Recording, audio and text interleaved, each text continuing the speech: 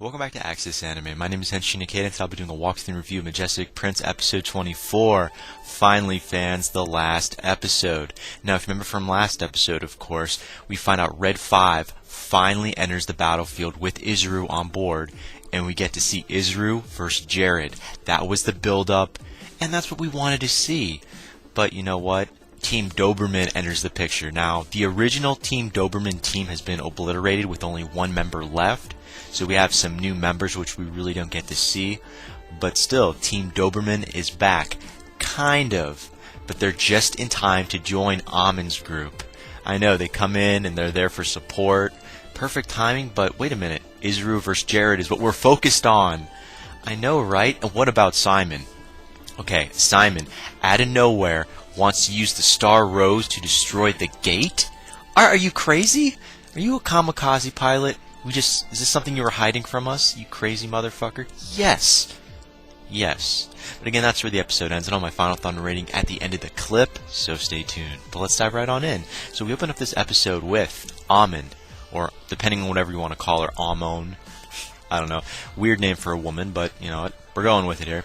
Anyways, Amin gives the general order for everyone to back up and defend the Star Rose, because you know what? Simon is on board by himself, and he's going to ram it into the Wilgru gate. I was like, are you kidding me? Really? He's just going to become a kamikaze pilot. He's going to ram this huge ship into the gate all by himself. I'm like, it's about time. We're finally seeing progress. I don't know if he was trying to do this for the attention or if he was out of ideas, but I like where it's going. But I still would rather watch Jared versus Izuru, to be honest. But anyways, moving on past that, yes, fans, the epic music moment. We're seeing Team Rabbit, and they're protecting the Star Rose, and we hear all this backup music in the background, and it's epic, kind of. I got into it. I loved hearing it, but it's Team Rabbit we're talking about. We're watching Team Rabbit blow the opponents away, protecting the Star Rose, of course. I love where it was going, but then we take a little cutscene with Jared versus Izuru, and Izuru is getting stronger and stronger. And did I mention he's getting stronger? Oh yeah, wait for it. He's getting stronger. I love it. But anyways, moving on past that, we're taking a little cutscene with Team Rabbit. Now, Team Rabbit is pushing so hard that they're running out of ammunition. They're overloading their weapons because they're fighting so damn hard, but it's kind of embarrassing, but because they're like the ultimate squad that's in the front lines, and they're running out of everything. I mean, their sniper, Sergey, he's running out. He overloaded his sniper rifle, or whatever you want to call it. And then you see a couple of the other characters, they're running out of ammunition. I mean, Tamaki, she literally used all of her little missiles up. I thought it was cute, but you know what? Cute has its moments, and then when you run out of the cuteness, then it just becomes like, what the fuck, you dumbass. You didn't really plan out how you were going to use your missiles. You just shot them randomly to scare people away. Yeah, that's what happens when you put a woman in a mecha. Sometimes they do that. But, sorry, that was my shot in the dark there. But moving on past that, what about Jared? Now, Jared is showing signs of fear. Fear against Izuru. He's like, wait a minute, this guy is getting stronger. What is this? I'm scared. Where does all this fear come from? I'm like, well, you wet your big boy pants there? It's just a kid in a mecha, and you're like this professional prince of darkness, and you're an ace mecha pilot. Really? You're intimidated by this punk? He's not Domo Kashu from G Gundam. Come on. It's Izuru, the kid that can draw slightly good, slightly bad manga. He wants to become the hero, and you're scared? Okay, maybe, I guess.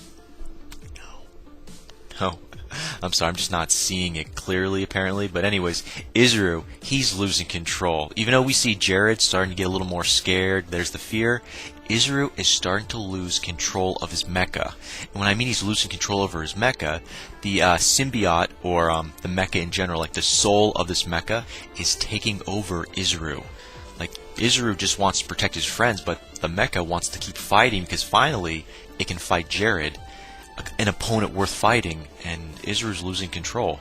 He's going crazy. He's ignoring all the transmissions. He's just going full at it. It's like, we've never really seen a lot of this side of Izuru before, maybe once or twice, but this is like a full-blown version of the mecha taking control over this kid. and I can't wait to see what's going to happen. But then we're taking to a little cutscene with Kay.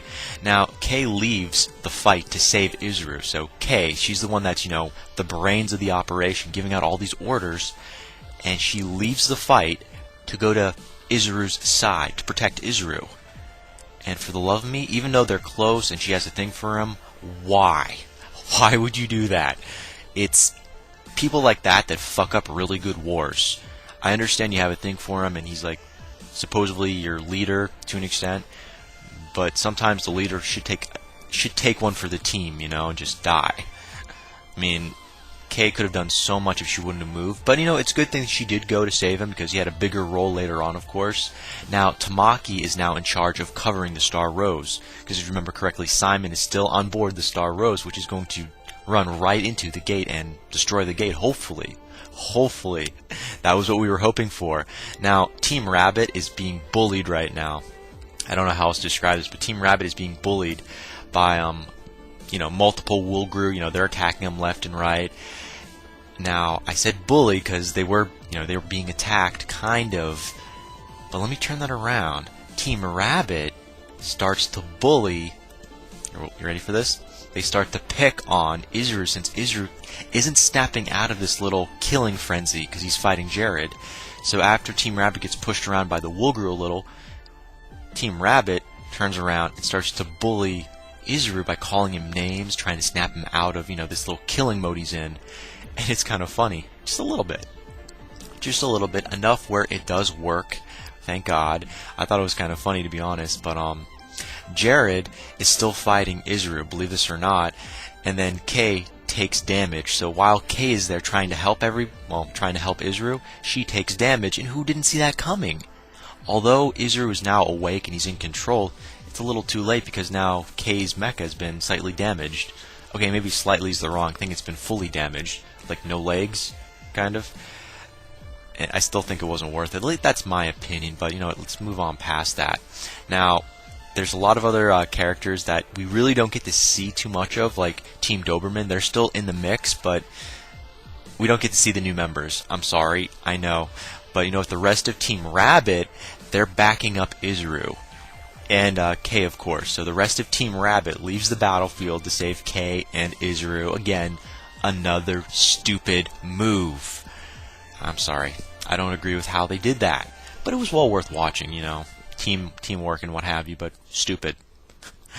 If my ass is in outer space and I'm on a kamikaze duel, don't save my ass. Unless I tell you to save my ass. Which in case, that's your judgment call. Sorry, I digress. Anyways, Izuru, he wants to survive. So while Izuru is fighting Jared, he's no longer in this killing mode. He decides, gee, I want to survive. So Izuru, he wants to live. And then he transforms into this ultimate form with his mecha. So instead of the mecha taking control over Izuru, Izuru has now taken over the mecha fully, and he's in an ultimate form. We've never seen this before. It looks like something from Gundam Wing. With Wing Zero, we see the wings coming out. Not that beautiful, of course, because Gundam Wing was so much better, but that's my opinion. Anyways, Izuru is in his ultimate form, and he looks amazing, but Jared does the exact same thing. And I was like, what the fuck? Come on. Really? Okay, I kind of saw this coming.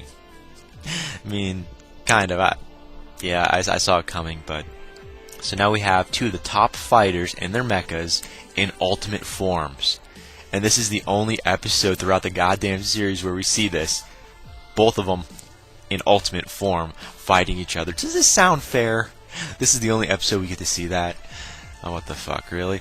Anyways, moving on past that, we're taking a little cutscene with everyone else. Now, everyone does a general retreat. And when I mean everyone else, I mean everyone that's part of the GDF, the Alliance of Earth and what have you.